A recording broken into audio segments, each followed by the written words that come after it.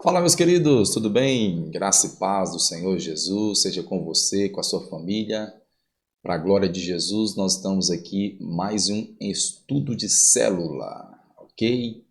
E hoje nós vamos estar trazendo a lição de número 2, tá bom?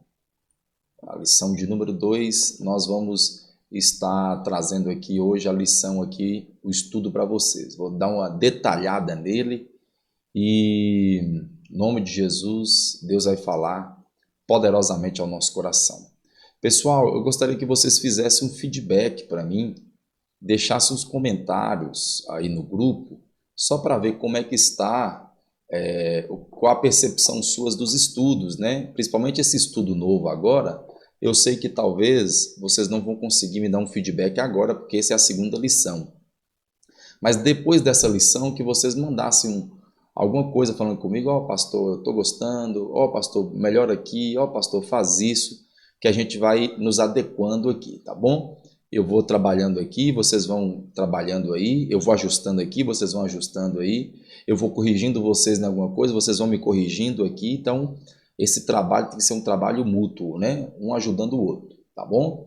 Então, próxima terça-feira vocês fazem o feedback e fala comigo pessoalmente, ou então deixa aqui no grupo, que é bom que todo mundo fica sabendo também a opinião de cada um. Tá bom, pessoal? Só para a gente ir nos ajustando aqui, nós estamos chegando no final do ano e muita coisa boa virá para nós aí, em nome de Jesus. Amém? Essa coronga passar, em nome do Senhor Jesus, nós vamos retornar aí com força total. Amém? Vamos lá então? Vamos começar aqui? Acabei saindo, né? Voltou. Vamos lá. O nosso tema da célula é esse, Deus soberano, e a nossa lição é a de número 2. 4 coisas que não agradam a Deus. Então nós vamos estar abordando essa temática hoje, tá bom? 4 coisas que não agradam a Deus. Dia 3/11, que é o dia da célula, e o texto base vai ser Salmo 147, verso de número 11, que diz assim: o Senhor se agrada dos que o temem, dos que colocam a esperança no seu amor leal. Salmos de número 147, versículo de número 11.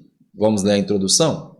A introdução eu escrevi assim: meus queridos irmãos, dando continuidade com a nossa missão de falar sobre Deus de uma maneira não convencional ou não sistemática, hoje vamos entrar em uma seara, na seara dos sentimentos de Deus.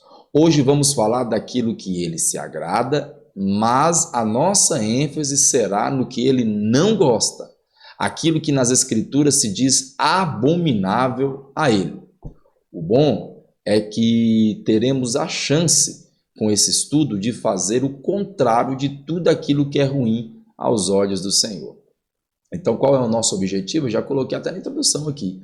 O nosso objetivo é que o pessoal aprenda, entenda que aquilo que Deus não agrada, a gente deve o quê? Não praticar, não fazer. Então, a moral ou o sentido do nosso estudo aqui é esse, tá bom? Como vocês já sabem, nós estamos aí com perguntas e respostas e vamos então para a nossa primeira pergunta.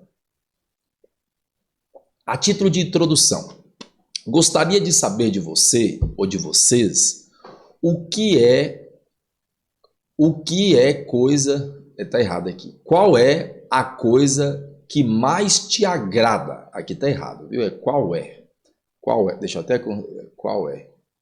Eu até corrigi aqui, a gente vai corrigir ao vivo mesmo. Qual é a coisa que mais te agrada e o que é... Está tudo errado aqui. E o que é que deixa mais triste? Ou que é super desagradável para você? Meu Deus do céu, agora que eu estou percebendo que essa pergunta ficou mal feita. Mas é a correria aqui, tudo bem? O que eu estou querendo perguntar aqui? Qual é a coisa que mais te agrada e o que é que é mais desagradável para você? Então é uma contrapartida. O que te deixa o que é agradável e o que é desagradável, tá bom? Eu não consegui formular a pergunta direito, mas vocês estão entendendo agora, tá bom, pessoal? O que é que te agrada, o que é que não te agrada, que te desagrada, né? Um ponto negativo e um ponto positivo. Eu deixei minha resposta aqui, ó, a minha resposta pessoal. Se vocês quiserem tirar e colocar a sua, né? Pode até falar da minha, o pastor, ele respondeu essa pergunta e falou que o que mais agrada a ele é isso, o que mais desagrada a ele é isso. Então tá aqui a minha resposta. Se alguém perguntar o que é mais agradável para mim, eu sinto, eu tenho uma alegria, é muito agradável para mim pregar a palavra, né? Quando eu estou pregando, se fosse para eu pregar todo dia, é lógico que a gente cansa, né? Mas se fosse para eu pregar todo dia, ensinar, dar aula todo dia da Bíblia, meu irmão, eu acho que eu seria o cara mais feliz. Eu já sou um dos mais felizes do mundo, né? Mas eu acho que a minha alegria ainda seria muito maior, porque eu sinto, é muito agradável para mim pregar, ensinar a Bíblia, né? Pregar a palavra de Deus, eu gosto muito, né? E isso é muito agradável para mim. O que é desagradável para mim é estar pregando e ver pessoas desatentas, não dando a mínima, ou quem sabe até sendo snob com a palavra, né? Então isso para mim é muito desagradável mesmo. Sobe uma ira, né? Mas como a gente é educado, a gente acaba segurando aí, se contendo em palavras para não se acender a ira, né? Mas é muito desagradável para mim nisso aqui. Então, vocês estão percebendo que essa primeira pergunta é uma pergunta de quebra-gelo, é uma pergunta introdutória, é uma pergunta para o pessoal se abrir, né? É uma pergunta para a gente entrar no tema, ok? Então essa é a primeira pergunta. O que te agrada e o que desagrada, né? A formulação aqui está meio ruim, mas vocês conseguiram entender. Me desculpe, me perdoe aí por isso. É correria, né? Mas vamos lá. Segunda pergunta. Nesse versículo do texto base que lemos, o que o salmista está falando? Qual foi o texto base que nós lemos? Esse aqui, pelo amor de Jesus Cristo, vocês têm que ler ele, né? Esse aqui, ó. O Senhor se agrada dos que temem, dos que colocam a esperança no seu amor leal. Talvez a sua tradução esteja um pouco diferente, mas o sentido é o mesmo, tá bom? Aí deixar o pessoal responder, o pessoal vai indagar aí, vai responder, né, o que o texto fala e tudo mais, aí você vem com a sua resposta. Como que você vai responder? Você vai dizer assim, ó, queridos, quando nós olhamos para esse salmo, né, o salmo de número 147, nós vamos perceber que nesse versículo que nós acabamos de ler, nós vamos extrair três lições. A primeira lição está no texto, aí você deixa o pessoal com o texto aberto, assim como eu prego na igreja, eu sempre falo isso, deixa a sua Bíblia aberta. Você vai deixar o pessoal com a Bíblia aberta e você vai ler o versículo de novo. E no princípio do versículo, o texto fala assim, ó, o texto diz assim, o Senhor se agrada. Então, esse pequeno trecho do versículo é a nossa primeira lição. O que nós estamos aprendendo aqui, ó? O texto diz que o Senhor se agrada. Portanto, podemos afirmar que o Deus que servimos não é um Deus sem sentimento, um Deus que não sente nada, né? Ah, pastor, existe algum Deus no mundo que não tem sentimento, que não tem nada? Ué, é só nós olhar para as imagens de esculturas, né? Que tem boca e não fala, tem ouvido, mas não ouve, tem olhos, mas não vê, precisa de vela para de iluminar, precisa de gente para carregar. Eles não têm sentimentos, eles são impessoais, eles não se relacionam, mesmo porque nós sabemos que é o próprio diabo, né? Muitas vezes por detrás, mas o nosso Deus não é assim. O nosso Deus tem sentimento, né? Olha o que eu disse aqui, ó. Pelo contrário, ao olharmos para esse texto e para toda a Bíblia, vocês irão se deparar com um Deus que sim tem sentimento e que leva muito a sério cada um deles, né? E o versículo que exemplifica isso, o que eu estou dizendo, é Hebreus capítulo 4, versículo 14 e 15. Olha o que está escrito aqui, ó. Portanto, visto que temos um grande sumo sacerdote. Quem é o nosso sumo sacerdote? Jesus Cristo, que adentrou aos céus, Jesus, o Filho de Deus. Apeguemo-nos. O que é apeguemo-nos? É pegar, né? Segurar com toda a firmeza a fé que professamos. Ou seja, nós não devemos abandonar, nós devemos apegar aquilo que nós confessamos, que Jesus é o nosso Senhor. Aí ele diz assim no verso 15: pois não temos um sumo sacerdote. Quem é o sumo sacerdote? Jesus. Que não possa se compadecer. Olha aí, ó. O ato de compadecer só pode ser praticado com quem tem sentimento. Você está entendendo? Então veja o que o autor aos Hebreus está dizendo: que nós temos um sumo sacerdote que não possa se compadecer de nossas fraquezas, mas sim alguém como nós passou por todo tipo de tentação, porém sem pecado. Ele está falando o quê? Está falando de Jesus. É por isso que eu posso muito bem me apresentar diante de Cristo no momento das minhas tristezas, no momento das minhas lutas, das minhas aflições, das minhas angústias e clamar a Ele. Sabe o que vai acontecer? Ele não vai ficar de braços cruzados falando assim: o que esse cara está falando? O que esse rapaz está falando? O que esse homem, esse moço está falando? Ele está falando de tristeza, mas eu não sei o que é tristeza. Ele está falando de angústia, mas eu não sei o que é angústia. Não, Jesus, ele não pode fazer isso. Por quê? Porque quando ele desceu aqui na terra, ele passou, ele sentiu na pele. Você está entendendo? Por exemplo, vou dar um exemplo aqui. Alguém que já perdeu um ente querido, um pai, uma mãe, só pode falar o tamanho da dor, ou só pode descrever a dor, quem já passou. Eu, por exemplo, eu tenho meu pai e minha mãe junto comigo. Para você que não tem o pai nem a mãe junto com você, perdeu por conta da morte, eu não consigo explicar qual é o sentimento seu, porque eu não vivi na pele. Vocês estão me entendendo? Da mesma forma é Cristo. Cristo, ele consegue se padecer por nós porque ele sentiu na pele. Então ele tem sentimentos. Vocês estão entendendo? Então, esse texto está nos mostrando que o Senhor se agrada. O ato de agradar implica dizer que ele tem sentimento. E o sentimento dele é um sentimento, o nosso sentimento para com Deus, os nossos problemas, Deus sente. Conseguiram entender? Pegou a ideia aqui do que eu estou querendo passar para vocês? Que Deus é um Deus que tem sentimento, né? Deus é um Deus que tem sentimento e ele não é um Deus oco, um Deus impessoal, um Deus que não se relaciona com o seu povo. Não, ele é um Deus que se relaciona e tem sentimentos. Ok? Vamos continuar aqui. O que o texto também fala? Primeira coisa que nós já aprendemos é que o texto diz que Deus tem sentimento, Deus se agrada. Aí continua lendo o texto. Continua lendo o texto. O texto diz assim: o Senhor se agrada dos que o temem. Então, a segunda coisa que nós estamos aprendendo nesse texto é que quando você teme a Deus, Deus agrada de você. Quando você é uma pessoa temente a Deus, você está agradando ao Senhor. Veja o que eu escrevi aqui, ó. Essa palavra temer não significa ter medo ou ter algum tipo de receio ou preocupação.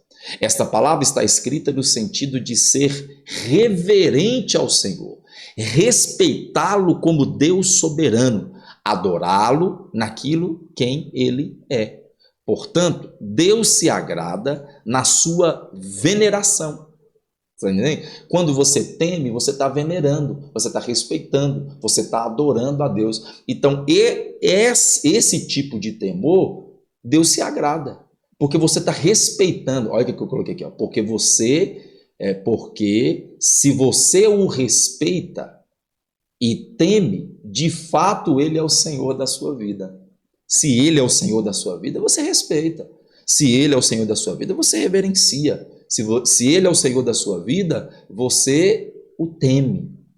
Conseguiram entender? Então, se você teme a Deus, Deus agrada da sua alma. Quer agradar a Deus? Quer deixar Deus feliz, né? Vou usar aqui uma linguagem mais humana. Quer deixar Deus feliz? Então, portanto, irmão, seja temente a Ele, tema Ele, ok? Tema a sua palavra, tema os seus preceitos. Então isso é o que o texto está nos ensinando. Primeiro, que Deus tem sentimento. Segundo, que você temer, que quer dizer reverenciar, respeitar, adorar, servir a Ele. Se você teme a Ele,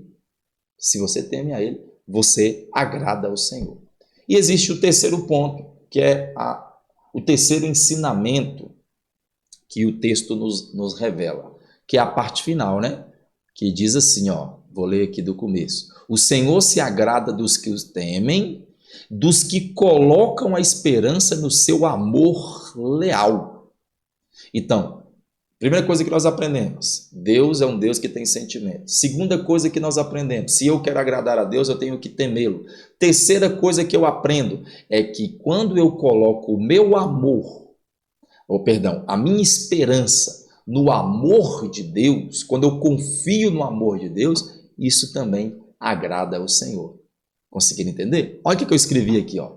Na prática, o que é realmente colocar a nossa esperança no amor? É uma pergunta, né? Talvez você está falando assim, gente, quando você coloca a sua esperança no amor de Deus, isso agrada a Deus. Aí alguém está sentado lá e fala assim, mas espera aí, na prática, como é que é isso?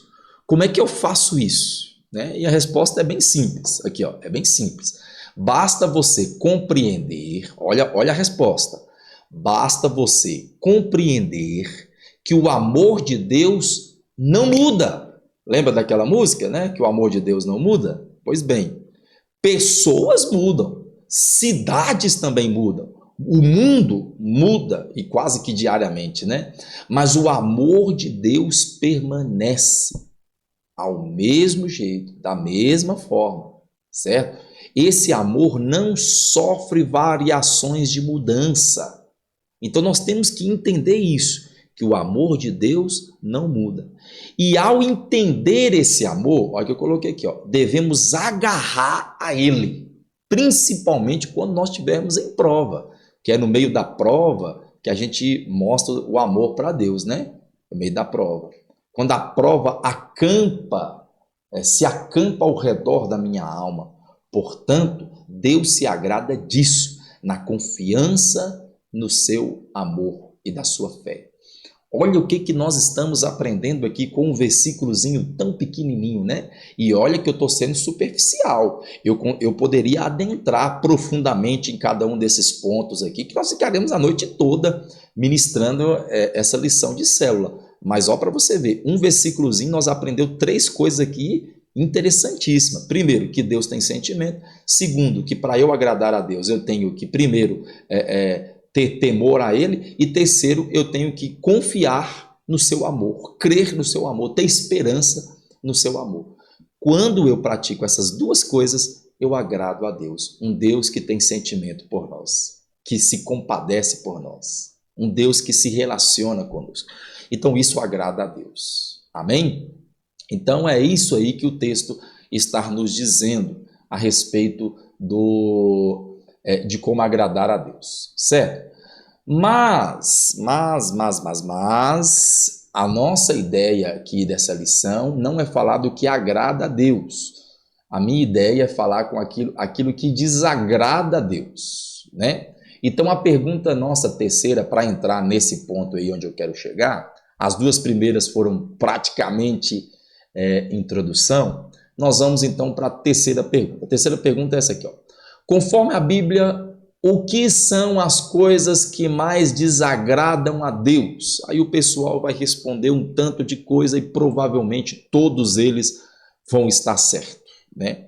Mas como eu não consigo colocar tudo aqui que desagrada a Deus, não tem como colocar tudo, eu vou colocar somente 4 coisinhas, pegar aqui 4 versículos e nós dar uma pincelada em cada um deles. Mas o que vai ser top mesmo vai ser as nossas aplicações, tá bom, pessoal? Então, essa terceira pergunta, nós vamos ter 4 respostas, lembrando que se fosse para colocar mais, teria que ser muito mais, mas como não tem como colocar todas, a gente vai colocar somente 4, ok?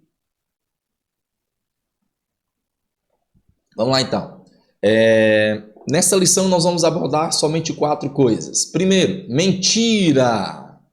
Mentira desagrada a Deus? Sim, o Senhor odeia os lábios mentirosos, mas se deleitam com os que falam a verdade. Se agradam, né? Quer agradar a Deus? Fala a verdade.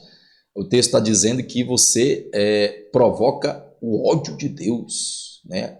É alcançado pelo ódio de Deus quando você é um mentiroso. Olha o que eu escrevi aqui, ó. Uma mentira parece uma coisa tão pequena, mas é muito destrutiva. A mentira destrói a confiança e promove a injustiça, e pode até acabar com uma vida ou uma nação. Um detalhe que nos chama a atenção é que na Bíblia, Satanás é apresentado como o pai da mentira. Portanto, quem vive na mentira acaba sendo um mini-diabo, né? Isso aí foi eu que inventei, viu, gente? Mini-diabo. O pessoal fala filho da mentira, né? Pode colocar essa expressão também. Se você é uma pessoa que vive em mentira, né? A mentira sempre está nos teus lábios. A mentira carta, figurinha marcada no seu vocabulário, está sempre presente, é uma amiga constante, anda com você de mão dada. 2 coisas eu tenho para te informar. Primeiro, o texto diz que Deus odeia assim, quem assim procede. E segunda coisa, você é um mini diabo ou um filho do diabo, porque quem mente é Satanás.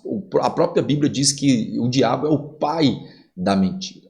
Se eu vivo em mentiras, eu me torno então, infelizmente, um filho do diabo, né? É só um pensamento, um texto bíblico que é muito importante nós nos atermos, porque a mentira, é igual eu coloquei aqui, ela parece ser uma coisa tão pequenininha, mas ela é destrutiva.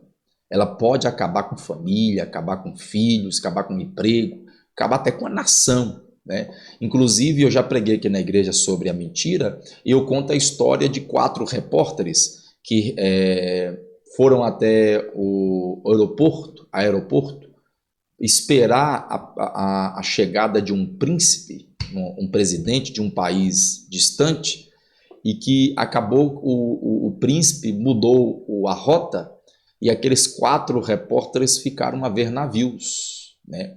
E eles muito angustiados, porque a maioria deles tinham viajado longe para receber aquele príncipe, aquele presidente de um país distante, ficaram todos eles chateados, decidiram os 4 ir para os bares, para o bar. E chegando no bar, começou a beber, embriagar-se, até que um teve a brilhante ideia de criar. Alguém disse assim, ó, já que o presidente, o príncipe não veio, vamos inventar uma história aqui. E eles inventaram uma história tão pequenininha que no outro dia o país do qual o presidente, o príncipe estava vindo, acabou entrando em guerra por conta de uma mentira de 4 repórteres desiludidos, né? Então veja que uma mentira trouxe guerra para uma nação, né? Então a mentira, ela é desastrosa, ela é terrível e não pode estar na boca do crente. Deus odeia, o texto está dizendo, o texto está falando, Deus odeia os lábios mentirosos e quem mente é filho do diabo, ok? Primeira coisa que desagrada a Deus, mentira. Segunda coisa que desagrada a Deus, indiferença. Querido, olha esse texto aqui. Se esse texto, eu acho esse texto sensacional.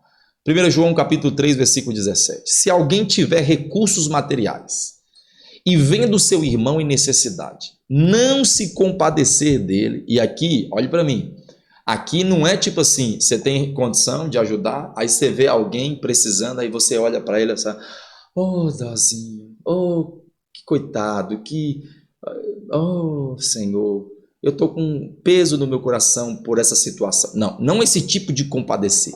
Esse compadecer aqui não é só sentimental. Esse compadecer aqui é comportamental. Então ele diz assim, ó, se alguém tiver recursos e vendo seu irmão em necessidade, não ir ajudar ele, não ir lá compadecer dele, auxiliar ele nas suas necessidades, Como pode permanecer nele o amor de Deus? Se não tem o amor de Deus, tem o quê? Ódio, não é? Qual é o contrário de amor? É mal, é ódio, é guerra, né? É destruição. Então, se o amor de Deus não permanece nele, permanece o quê? A ira. Então, se você tem condições de ajudar, se você tem condições de auxiliar, pode ser financeiro, pode ser mental, espiritual, o que for. Se você tem recursos e não ajuda, não auxilia, não se importa, não se compadece, o amor de Deus não está sobre você. E se o amor de Deus não está sobre você, a ira de Deus estará. Porque Deus te deu, irmão, se Deus te deu condições, recursos materiais, foi para você auxiliar, foi para você ajudar, foi para você contribuir. Se Deus te deu intelecto, foi para você ajudar, auxiliar, contribuir. Se Deus te deu aberturas, se portas foram abertas, porque porta aberta não precisa ser só necessariamente dinheiro, pode ser outras coisas também, né? Pode ser algum conhecido na faculdade, algum conhecido em alguma empresa que você tem acesso, que você pode auxiliar, que você pode conseguiu, entendeu? Se você tem esses recursos e não utiliza para o próximo, o amor de Deus não está sobre você, ok? Então é muito importante nós entendermos sobre essa indiferença. Ah, para mim tanto faz, se fulano está bem ou não, para mim tanto faz, se a igreja está bem ou não, para mim tanto faz, se o pastor está bem, tanto faz. Se a célula está boa, para mim tanto faz. Não pode haver indiferença, né? Aquela pessoa que está sofrendo do outro lado da rua ou do outro lado do mundo, não é problema meu. Muita gente fala isso, né? Ah, isso não é problema meu. Essa atitude é terrível. Não podemos resolver os problemas do mundo, mas no mínimo podemos fazer, enquanto cristão, é ter compaixão e dar um dos outros. Está errado aqui, ó. A indiferença é sinal de falta de amor de Deus no coração. Então não pode haver. Desagrada a Deus. Desagrada. O amor de Deus não está. Se o amor de Deus não está, infelizmente está a ira do Senhor. Ok? Não seja indiferente, irmão. Isso é muito importante. A nossa união, o nosso preocupar, a nossa intercessão pelos outros manifesta a glória de Deus. E Deus está preocupado com a sua glória. Deus tem compromisso com a sua glória. Deus tem compromisso só com você, não. Ele tem compromisso com a glória dele. É com a glória do Senhor. Deus, o mundo não gira ao nosso redor. Não. As coisas giram em torno de Deus. E Deus está com a sua...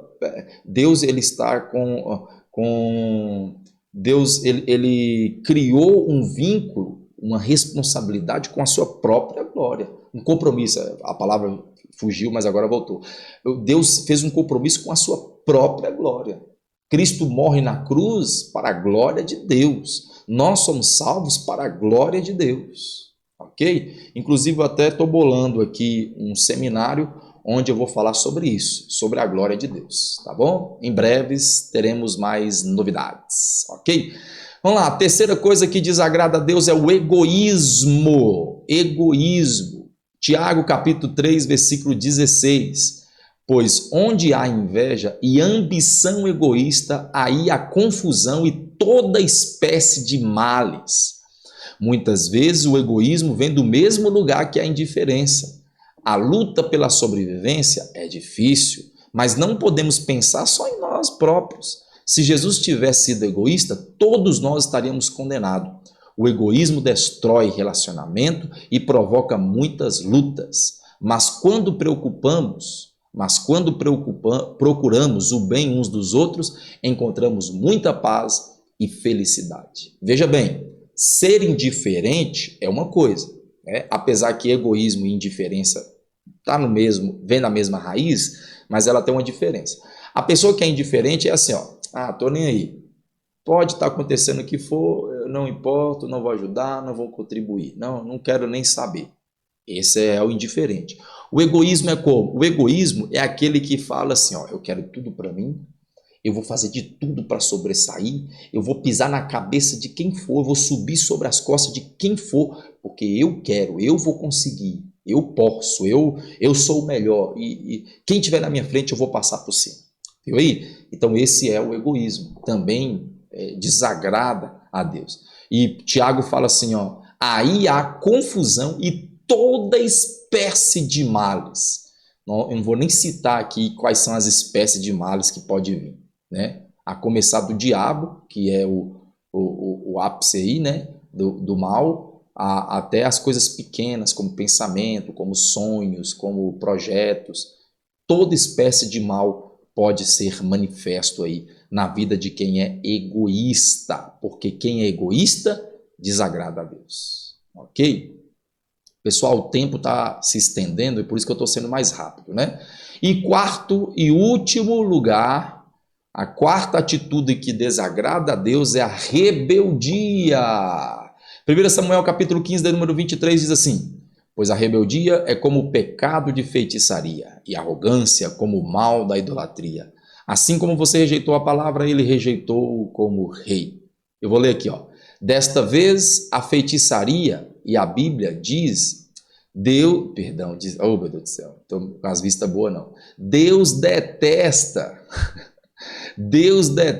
a feitiçaria e a Bíblia. Eu estou rindo aqui, pessoal, porque eu li assim, ó, desta vez a feitiçaria. Onde que está escrito aqui desta vez? Deus detesta, tá bom? É por isso que eu estou rindo aqui.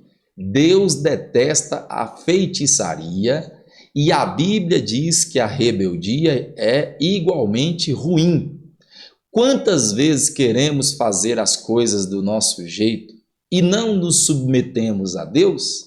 Achamos que sabemos o que é melhor e nos afastamos do caminho de Deus. Mas isso é uma armadilha mortal que só traz problema.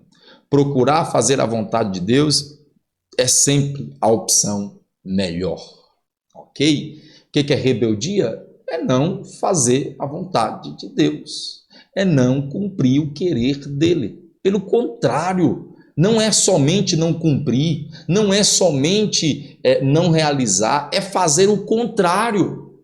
Se Deus diz não vá para a direita e você vai para a esquerda, além de fazer aquilo que Deus, não fazer aquilo que Deus pede, é fazer o contrário.